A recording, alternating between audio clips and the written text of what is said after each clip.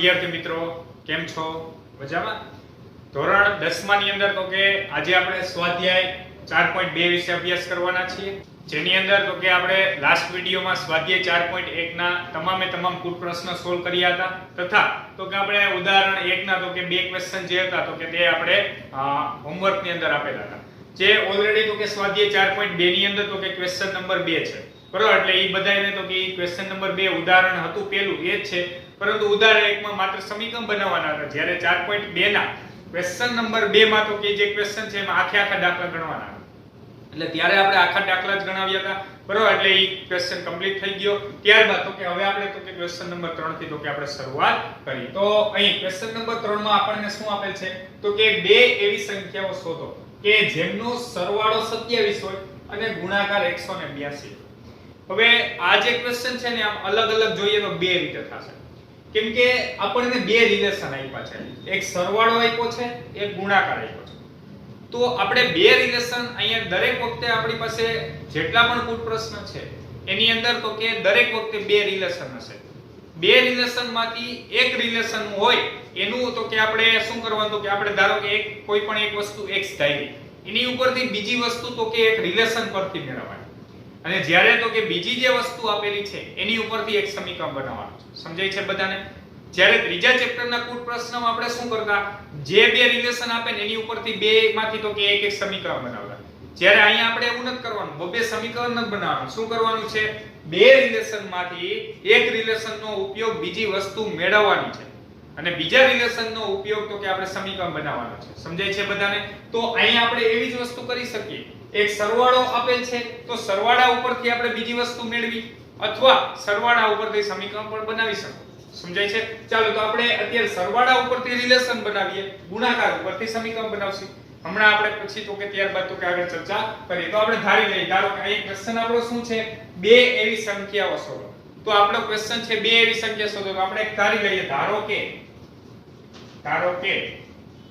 એક સંખ્યા x છે. ચાલો ધારો કે એક સંખ્યા x છે. હવે આપણને રકમમાં શું કીધું છે, તેમનો સરવાળો તો કે 27 છે. ચાલો હવે જોજો, બંને સંખ્યાનો સરવાળો કેટલો આપેલ છે તો કે 27 છે. ચાલો સરવાળો આપણને આપેલ છે 27, તો માટે બીજી સંખ્યા ચાલો હવે જોજો બધા, આપણી પાસે બંને સંખ્યાનો સરવાળો તો કે 27 છે. હું એમ કહું x y બરાબર 27, x y બરાબર 27. y બરાબર કેટલા થાય તો કે 27 - x.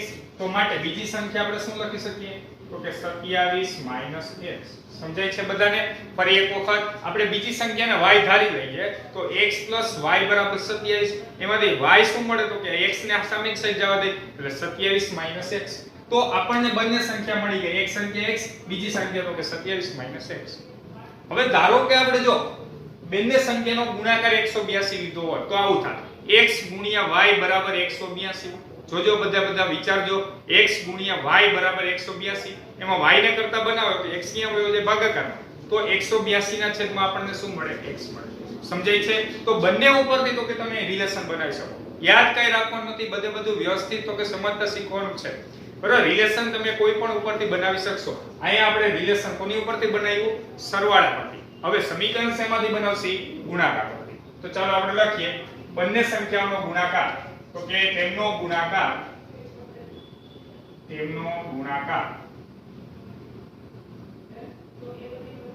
182 છે. કેટલો છે? 182. ચાલો તેમનો ગુણાકાર આપણને આપી દીધો છે 182. હવે શું કરશી તો કે આપણી પાસે જે બે સંખ્યા છે એ બેયનો ગુણાકાર 182. તો આપણે લખીએ માટે ચાલો x પહેલી સંખ્યા, બીજી સંખ્યા તો કે 27 - x. આ બંનેનો ગુણાકાર એટલે વચ્ચે ગુણાકારની સાઈન કરું છું = 182. ચાલો બંને સંખ્યાનો ગુણાકાર આપણે શું કર્યો? 182. હવે તો કે અંદર ગુણાકાર કરીએ તો 27 * x એટલે શું મળ્યું? 27x માઈનસ તો કે minus plus minus x * x એટલે x નો સ્ક્વેર બરાબર કેટલા આવ્યા? 182. ચાલો અત્યાર સુધી બધાને સમજાણું. હવે આપણે શું કરશી તો કે અહીંયા x² છે ને માઈનસ છે, હકીકતમાં આપણે જ્યારે અવયવ પાડવા હોય ત્યારે તો કે આપણે શું કરીએ છીએ, પહેલા પદની સાઈન તો કે પ્લસ રાખીએ છીએ, પરંતુ અહીં x2 ની સાઈન માઈનસ છે. તો આપણે એક કામ કરીએ, આ બંને પદને તો કે આપણે આ બાજુ લઈ આવીએ. જોજો બધા ખાસ, આ બંને પદને આપણે આ બાજુ લઈ આવીએ એટલે આ બાજુ આપણને શું મળશે 0. ત્યારબાદ હું ડાબી ને જમણી બાજુ તો કે ચેન્જ કરું છું એટલે x2 આ બાજુ આવ્યો તો કેવા થઈ ગયા પ્લસ 27x, આ બાજુ પ્લસ હતા, આ બાજુ લઈ આવ્યા કેવા થઈ ગયા માઈનસ તો કે 27x, અને આ બાજુ ઓલરેડી 182 પ્લસ જ હતા તો આપણે એને પ્લસ જ લખ્યા છે ઇઝ ઇક્વલ ટુ 0. ફરી એક વખત આપણે શું કર્યું તો કે x2 આ બાજુ માઈનસ હતા અને આ બાજુ લઈ આવ્યા કેવા થઈ ગયા પ્લસ, 27x આ બાજુ પ્લસ હતા, આ બાજુ લઈ આવ્યા તો માઈનસ થઈ ગયા, 182 ઓલરેડી આ બાજુ પ્લસ જ હતા, સામેની બાજુ 0 મળ્યો તો ત્યારબાદ તો કે આપણે શું કર્યું ડાબી અને જમણી બાજુ ચેન્જ કરી એટલે ફાઇનલી આપણને આ મુજબ ઇક્વેશન મળ્યું. ચલો અહીંયા સુધી સમજાણું. તો હવે દ્વિઘાત સમીકરણ તો મળી જ ગયું છે. હવે આપણે માત્ર એનો શું મેળવવાનો છે ઉકેલ મેળવવાનો છે. તો 182 એક આ 182 એના અવયવ ભાગ પર સરવાળો કરો તો -27 આવે. તો આપણે સરવાળો 27 સેટ કરીને આપણે 182 ગુણાકાર લઈ આવવાની ટ્રાય કરી. તો ચાલો આપણે ધારો કે એક સંખ્યા લઈ લઈએ. ચાલો સૌપ્રથમ તો કે 10 લઈએ.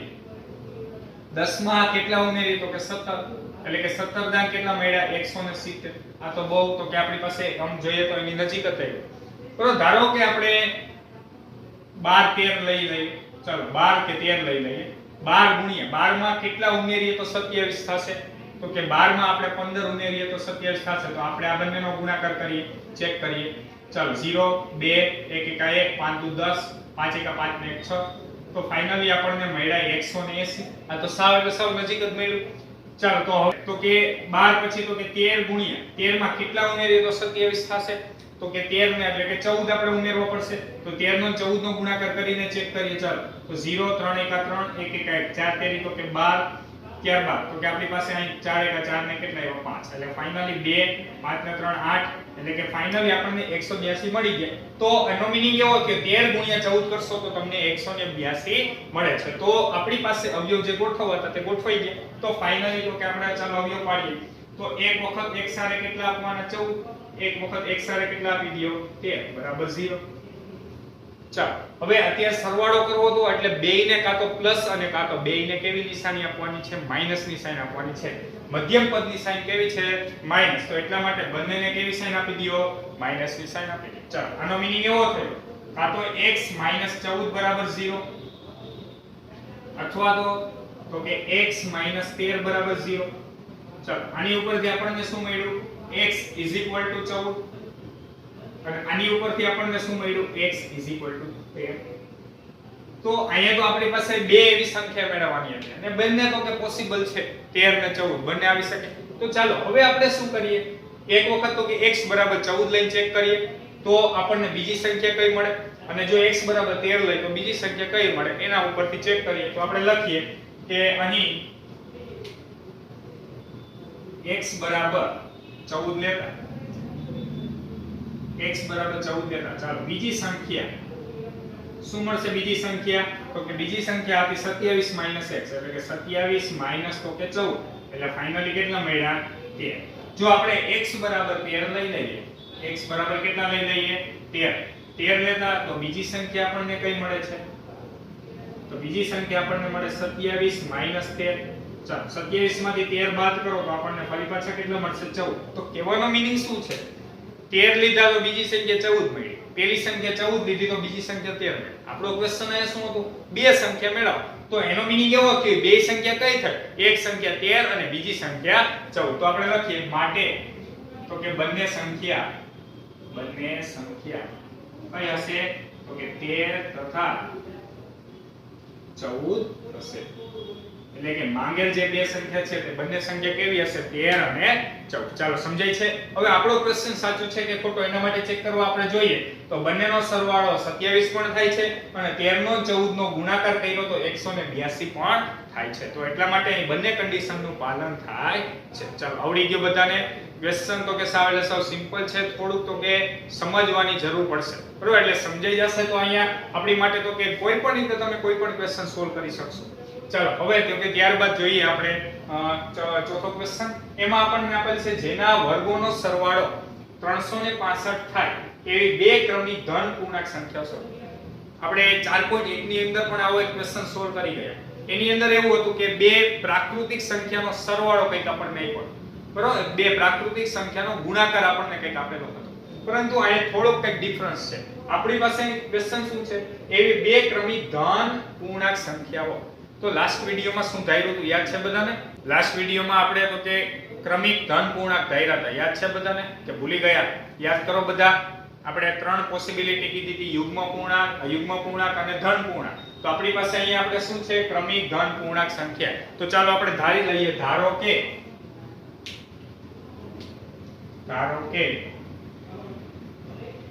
બે ક્રમિક ધન પૂર્ણાંક સંખ્યાઓ. ચાલો કઈ કઈ છે? x તથા x + 1 છે. ચાલો x તથા x + 1 છે. આપણો અહીંયા ક્વેશ્ચન શું છે? જેના વર્ગોનો સરવાળો 365 થાય. જેના વર્ગોનો સરવાળો 365 એટલે આપણે આ સંખ્યાનો વર્ગ અને આ સંખ્યાનો વર્ગ એ બેનો વર્ગ કરીએ તો વર્ગનો સરવાળો 365 થવો જોઈએ. એવી કન્ડિશન છે. તો ચાલો પેલી જો સંખ્યા છે x, બીજી સંખ્યા છે x + 1. આ બે સંખ્યાનો આપણે શું કરવાનો છે? વર્ગ. ચાલો આ વર્ગ કર્યો. હવે વર્ગનો આપણે શું કરવાનો છે? સરવાળો. અને સરવાળો આપણને કેટલો આપે છે? 365. ફરી એક વખત આપેલ તો કે બંને સંખ્યાનો વર્ગ અને વર્ગોનો જો તમે સરવાળો કરો તો સરવાળો કેટલો આપેલ છે? 365 આપેલ છે. તો એ કન્ડિશન મુજબ આપણે તો કે પહેલા સમીકરણ કોઈ. ચાલો હવે માત્ર તો કે સાદુરૂપ આપવાનું છે. તો અહીંયા x2 ત્યારબાદ x + 1 નો હોલ સ્ક્વેર કરો તો શું થાય? જોવો જી બધા. તો કે x2 + 2x + 1. ચાલો આવું કઈ થશે? x2 + 2x + 1 બરાબર. 2 + b નો આખાનો વર્ગ, પહેલા પદનો વર્ગ 2 ગુણ્યા પહેલું બીજું પ્લસ બીજા પદનો વર્ગ = કેટલા આવશે? તો કે 365. ચાલો x2 + x2 કરો તો કેટલા આવ્યા? તો કે 2x² પ્લસ તો કે 2x પ્લસ તો કે 1 માઈનસ તો કે 365 બરાબર કેટલા આવ્યા? 0. કારણ પ્લસ 365 સામે લઈ ગયા કેવા થઈ ગયા? માઈનસ. ચાલો આગળ જઈએ. તો 2x² પ્લસ તો કે આ 2x 365 માંથી 1 ગયા એટલે કેટલા આવ્યા? 364 બરાબર કેટલા આવ્યા? 0. હવે અહીં તો કે આપણે જોઈ શકીએ છીએ બધાને તો કે 2 વડે ભાગી શકીએ. તો આખા સમીકરણને આપણે 2 વડે ભાગી નાખીએ. ચાલો આખા સમીકરણને 2 વડે ભાગીએ તો x² + x 364 ને 2 વડે ભાગીએ તો કેટલા મળશે? તો કે અહીંયા 2 * 2 એટલે કે આપણી પાસે કેટલા? 2 * 8 ને 16 ને 2 * 4 એટલે ફાઇનલી મળ્યા આપણને 182. એટલે x² + x - 182 = 0. તો અહીંયા આપણે શું કરવાનું છે? બાદબાકી 182 એકા 182 એના એવા બે ભાગ પાડો કે બાદબાકી કરો ને તો 1 આવે. બાદબાકી કરો તો કેટલા આવે? 1.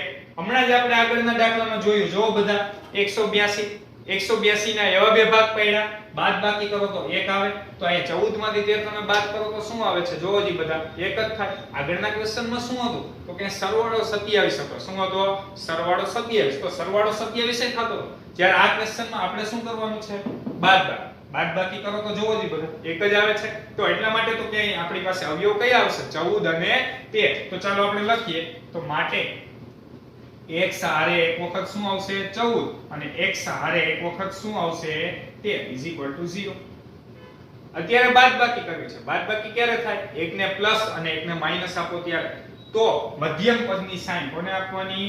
તો કે મોટાને. અને તો કે બીજાને કેવી આપી દેવાની? માઈનસની સાઈન. ચાલો અહીંયા સુધી બધાને સમજાણો. મધ્યમ પદની સાઈન મોટાને આપી, બીજાને વિરુદ્ધની સાઈન આપી દીધી. તો અહીંયા આપણને આજ મુજબ અવયવ મળ્યા. તો ફાઇનલી આપણને શું મળ્યું? x + 14 = 0 અથવા તો કે x - 13 = 0. ચાલો x બરાબર અહીંયા આપણને શું મળ્યા? તો કે x બરાબર -14 મળ્યા. અને આની ઉપરથી આપણને શું મળ્યા? તો કે x બરાબર 13 મળ્યા. તો અહીંયા -14 અને અહીંયા આપણને મળ્યા 13. તો -14 મળ્યા એનો મીનિંગ શું છે? આપણે તો અહીંયા શું લેવું હતું? ક્રમિક ધન પૂર્ણાંક. આપણને આ સંખ્યા કેવી મળી? માઈનસ મળી. x બરાબર -14 અથવા x બરાબર 13. તો આપણે લખીએ તો કે x બરાબર -14 તો કે જે શક્ય નથી. શું કામ શક્ય નથી? બધાને ખબર પડી. કારણ પણ તમે દર્શાવી શકો. અહીં ઋણ સંખ્યા હોવાથી તો કે શક્ય નથી. તો ફાઇનલી આપણને મળ્યા x બરાબર 13. ચાલો x બરાબર કેટલા મળી ગયા? 13. ફાઇનલ આપણો આન્સર મળી ગયો x બરાબર 13. આપણો ક્વેશ્ચન અહીંયા શું હતો? x ની વેલ્યુ મેળવવાનો હતો. ક્વેશ્ચન શું હતો? તો કે જેના વર્ગોનો સરવાળો 365 થાય એવી બે ક્રમિક ધન પૂર્ણાંક સંખ્યા શોધો. આપણે બે ક્રમિક ધન પૂર્ણાંક સંખ્યા તો એક 13 હતી એટલે કે x બરાબર 13, તો બીજી સંખ્યા કઈ હતી x + 1 એટલે 13 ને કેટલી થાય 14. તો માટે આપણે લખીએ તો માટે બે ક્રમિક ધન પૂર્ણાંકો કયા કયા હશે 13 તથા તો કે 14 હશે અથવા 13 તથા 14 છે. ચાલો સમજાય છે બધાને? બે ક્રમિક ધન પૂર્ણાંકો કયા છે 13 તથા 14 છે. ચાલો આવડી ગયું બધાને? તો સાવ એટલે સાવ સિમ્પલ છે. અને તમે 13 નો વર્ગ એટલે જો 179, 14 નો વર્ગ એટલે 196 અને બંનેનો સરવાળો કરશો તો ફરી પાછા 365 થશે. એટલે કે અહીં બંને કન્ડિશનનું પાલન પણ થાય છે. ચાલો સમજાય છે? તો ક્વેશ્ચન નંબર 3, ક્વેશ્ચન નંબર 4 તો કે સાવ સિમ્પલ જ છે. બરોબર. સૌપ્રથમ તો કે આપણે શું ધારવું આની ઉપર, આમાં તો કે તમારે થોડું વિચારવું પડશે.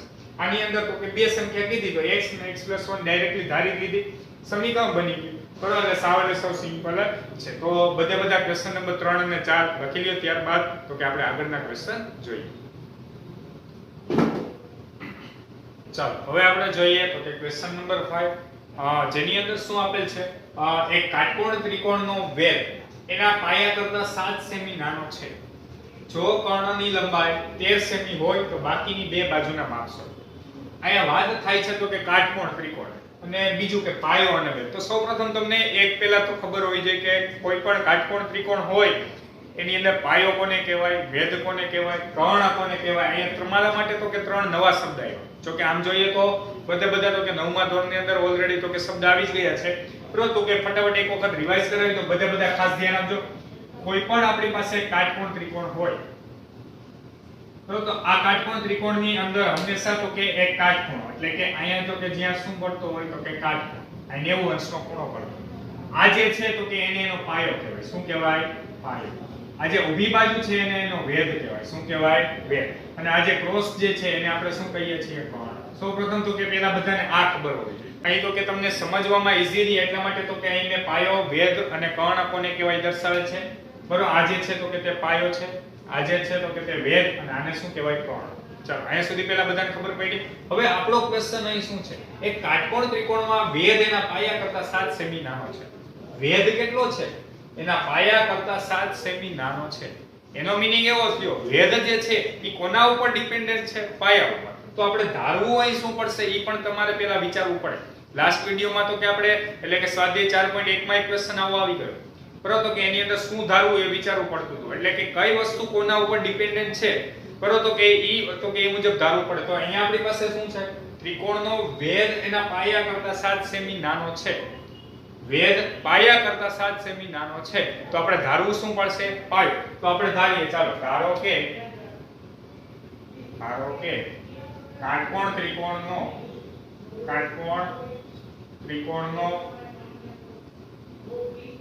ત્રિકોણનો પાયો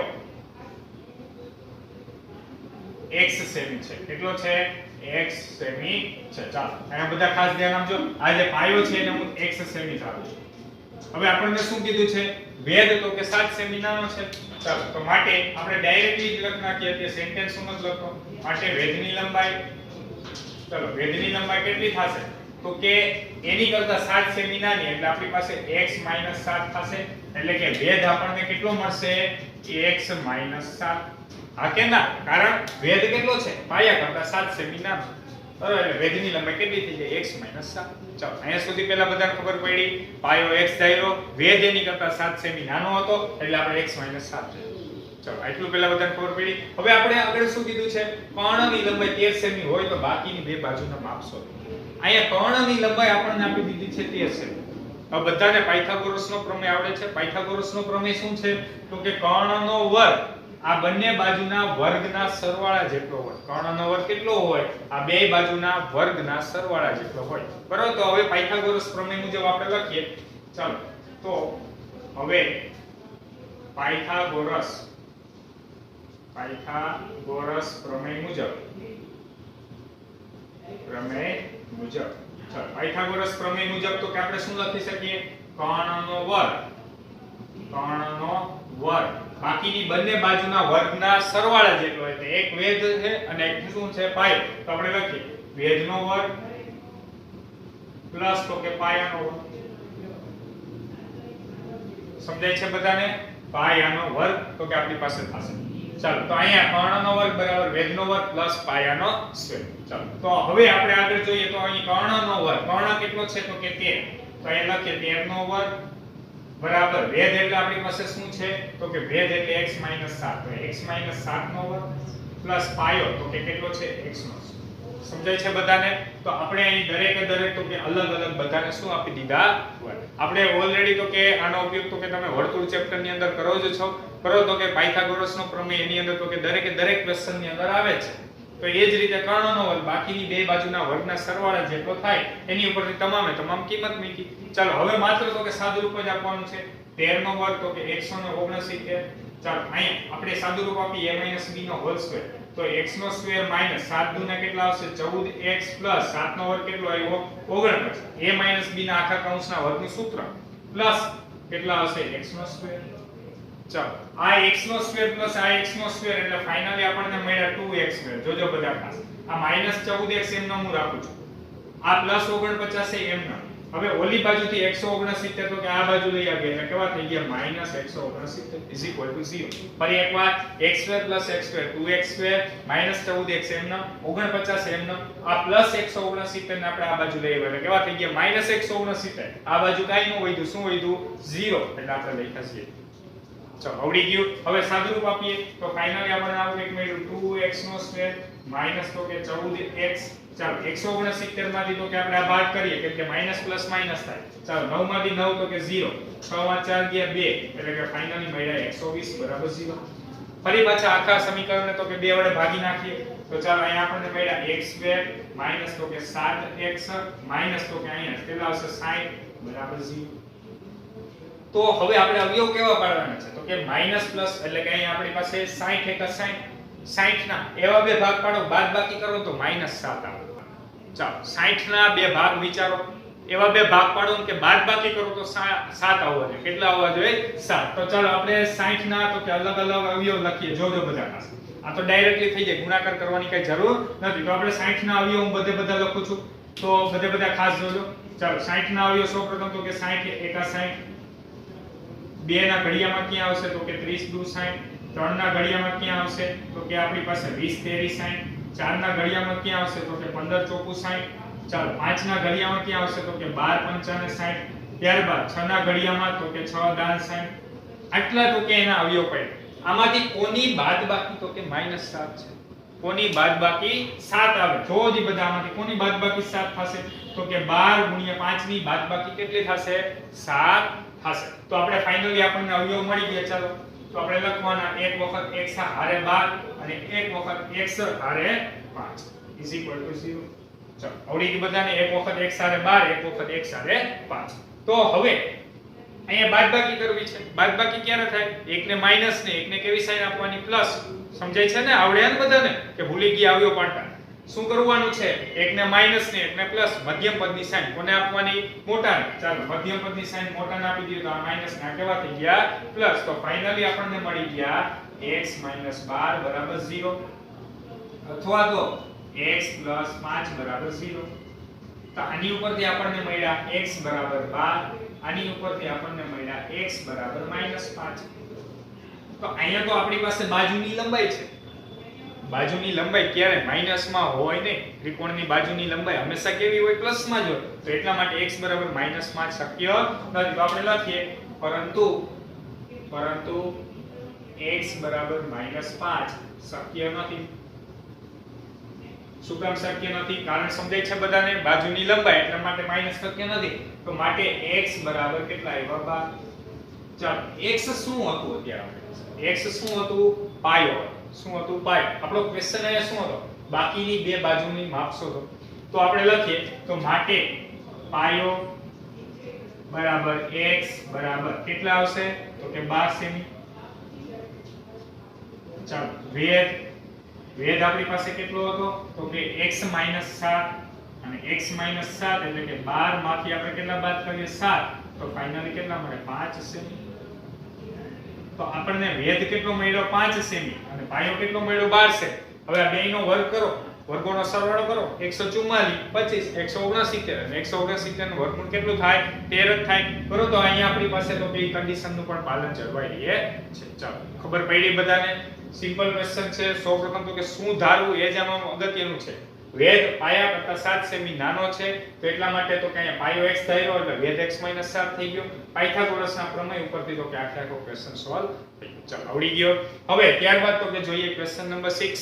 ક્વેશ્ચન નંબર 6 માં આપણને શું આપેલ છે? એક કુટીર ઉદ્યોગ છે. એક દિવસમાં કેટલીક માટીની વસ્તુઓ બનાવે છે. બરાબર, તો કે એક ઉદ્યોગ છે કે જે તો કે અમુક તો કે માટીની વસ્તુઓ બનાવે છે. ચાલો, એક નિશ્ચિત દિવસે એ જણાયું કે પ્રત્યેક વસ્તુની ઉત્પાદન કિંમત રૂપિયામાં કેટલી છે? એ દિવસે ઉત્પાદિત વસ્તુના બમણા કરતા 3 વધુ હતી. ફરી એકવાર આખું વાક્ય જો. એ દિવસે એટલે કે નિશ્ચિત દિવસે એવું જણાયું કે પ્રત્યેક વસ્તુની ઉત્પાદન કિંમત એ દરેક વસ્તુની ઉત્પાદન કિંમત કેટલી હતી? તો કે તે દિવસે ઉત્પાદિત વસ્તુના બમણા કરતા 3 વધુ હતી. એ દિવસે જેટલી વસ્તુનું ઉત્પાદન થયું એ વસ્તુની સંખ્યાના બમણા કરતા 3 વધુ હતું. આવું આપણને રકમમાં કીધું છે. જો તે દિવસે કુલ ઉત્પાદન ખર્ચ રૂપિયા 90 હોય તો ઉત્પાદિત વસ્તુની સંખ્યા અને પ્રત્યેક વસ્તુની ઉત્પાદિત કિંમત શોધો. અહીંયા આપણો ક્વેશ્ચન શું છે? ઉત્પાદિત વસ્તુની સંખ્યા કેટલી અને પ્રત્યેક વસ્તુની ઉત્પાદિત કિંમત કેટલી? બે ક્વેશ્ચન અહીંયા આપણને પૂછ્યા છે. બરાબર, તો સૌપ્રથમ તો કે આપણે શું ધારવું તો કે એ ઇમ્પોર્ટન્ટ છે. અહીંયા આપણી પાસે અહીંયા વસ્તુની સંખ્યા ધારવી કે ઉત્પાદિત કિંમત ધારવી. તો એના માટે આગળ એક સેન્ટેન્સ હતું. કોઈ વસ્તુ કોની ઉપર ડિપેન્ડન્ટ છે? જો ઉત્પાદિત વસ્તુની કિંમત કેટલી છે? તો કે આના કરતા બમણા કરતા 3 વધુ. કોની કરતા? તો કે ઉત્પાદિત વસ્તુના બમણા કરતા. તો અહીંયા આપણે ધારવું શું પડશે? તો આપણે ધારી લઈએ. ધારો કે નિશ્ચિત દિવસે ઉત્પાદિત વસ્તુની સંખ્યા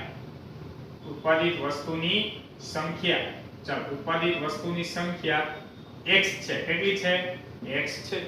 હવે ઉત્પાદિત વસ્તુની સંખ્યા x છે તો માટે તો કે પ્રત્યેક વસ્તુની કિંમત કેટલી થશે? પ્રત્યેક વસ્તુની કિંમત કેટલી થશે? તો કે આપણને એવું કીધું છે તે વસ્તુના તો કે આવે ઉત્પાદિત વસ્તુના બમણા કરતા 3 વધુ. એટલે બમણા એટલે આના બમણા કરો એટલે તમને કેટલા મળે? 2x અને એની કરતા 3 વધુ છે. સમજાણો આખો ક્વેશ્ચન? તે દિવસે ઉત્પાદિત વસ્તુની સંખ્યા મેં x ધારી લીધી. તો એ દરેક વસ્તુની આપણી પાસે કિંમત ઉત્પાદિત વસ્તુની કિંમત કેટલી થાય? તો કે તે વસ્તુના ઉત્પાદિત વસ્તુના બમણા કરતા 3 વધુ 2x + 2. ચાલો, અહીં સુધી ખબર પડી. હવે આપણને એવું કીધું છે ખર્ચ 90 રૂપિયા છે. આપણને ક્વેશ્ચન અહીંયા શું છે? ખર્ચ 90 રૂપિયા. ચાલો, ખર્ચ બરાબર 90 રૂપિયા. હવે જો કોઈ પણ વસ્તુ આપણે ધારો કે એમ કહ્યું કે ખર્ચ કર્યો. ખર્ચનો મીનિંગ શું? ધારો કે તમે સ્ટેશનરીએ 5 બોલ પેન લેવા ગયા. કેટલી બોલ પેન? 5. ધારો કે એમ કહી કે એક પેનની કિંમત ધારો કે 10 રૂપિયા છે. કેટલા રૂપિયા છે? 10. ફરી એક વખત કેટલી પેન લીધી? 5. કેટલા રૂપિયા છે? 10. હવે એમ કહું તમે કેટલા રૂપિયાનો ખર્ચ કર્યો? કેટલા રૂપિયાનો ખર્ચ થયો? તો આપણે શું કરીએ તો કે 10 ગુણ્યા જેટલી પેન લીધી, 5 પેન લીધી તો 10 50 કેટલા થયા? 50. કહેવાનો મીનિંગ શું છે? પેનની સંખ્યા ગુણ્યા એક પેનની કિંમત એટલે તમને કુલ ખર્ચ મળ્યો. તો અહીંયા એવું છે કે આપણી પાસે ઉત્પાદિત વસ્તુની સંખ્યા કેટલી છે?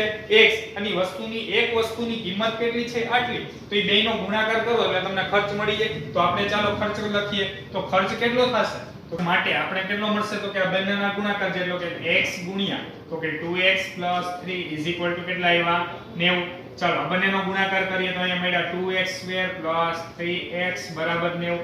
ચાલો પ્લસ 90 સામે જવા દો તો 2x² + 3x - 90 બરાબર 0.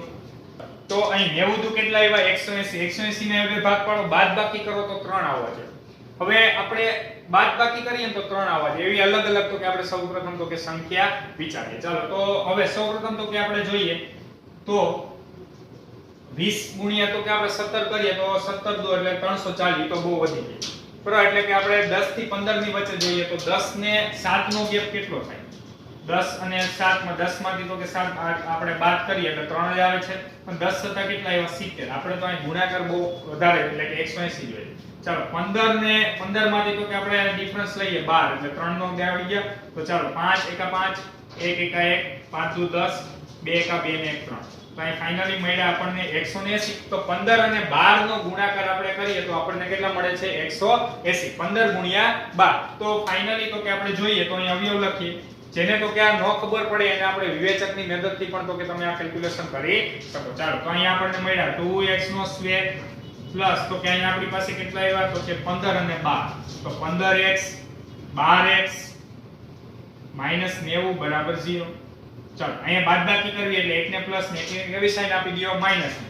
ચાલો આ બંનેમાંથી શું કોમન નીકળે તો કે x એટલે ફાઇનલી મળ્યા 2x 15. ચાલો અહીંયા તો કે આપણે -6 તો કે કોમન કાઢીએ તો અહીં ફાઇનલી શું મળશે તો કે 2x તો કે અહીંયા 15 6 90 એટલે આ પ્રમાણે કોમન નીકળશે. ચાલો બંને બ્રેકેટ સમાન થઈ ગયા. તો ફાઇનલી આપણે લખીએ તો અહીં 2x 15 અહીં તો કે x 6 0. તો આની ઉપરથી આપણને x બરાબર કેટલા મળશે -15/2. કારણ તો કે આ +15 સામે ગયા -15 બે ભાગાકારમાં અથવા આપણને x બરાબર કેટલા મળ્યા 6. તો અહીંયા આપણી પાસે શું હતું તો કે અહીંયા આપણે x શું થયું હતું ઉત્પાદિત વસ્તુની સંખ્યા. પરંતુ ઉત્પાદિત વસ્તુની સંખ્યા કોઈ દિવસ માઈનસ હોય નહીં. આપણે એવું કહી શકીએ કે મેં -5 પેન લીધી તો કે ના, ઉત્પાદિત વસ્તુની સંખ્યા હંમેશા કેવી હોય પ્લસ. એટલે આપણે લખવાનું તો કે આ શક્ય નથી. તો કે આપણે લખીએ x બરાબર -15/2 શક્ય નથી. માટે તો કે આપણને શું મળ્યું x બરાબર 6. હવે x બરાબર 6 એટલે અહીં શું હતું ઉત્પાદિત વસ્તુની સંખ્યા. તો આપણે ફાઇનલી અહીં બે વસ્તુ તો કે તારણ લખવાનું છે. તો અહીંયા હું લખું છું માટે ઉત્પાદિત વસ્તુની સંખ્યા. ચાલો x એટલે આપણને કેટલા મળ્યા તો કે 6 અને દરેક વસ્તુની કિંમત પ્રત્યેક વસ્તુની કિંમત. ચાલો વસ્તુની કિંમત કેટલી છે તો કે 2x 3 એટલે 6 દુ 12 ને 3 કેટલા આવ્યા 15 રૂપિયા. એટલે કે દરેકે દરેક વસ્તુની કિંમત કેટલા રૂપિયા હશે 15 રૂપિયા હશે. ચાલો સમજાય છે બધાને. સૌપ્રથમ તો કે આપણે આ બંને વસ્તુ ધારી એની ઉપરથી ખર્ચ વાળું તો કે આપણે સમીકરણ બનાવીએ. ચાલો આવડી ગયું. તો આજના વિડિયોની અંદર તો કે આપણે સ્વાધ્યાય 4.2 ના તમામે તમામ પૂર્વ પ્રશ્ન કમ્પ્લીટ થાય છે. નેક્સ્ટ વિડિયોની અંદર તો કે આપણે સ્વાધ્યાય 4.3 ના આપણે પૂર્વ પ્રશ્ન સ્ટાર્ટ કરીશું. Thank you so much.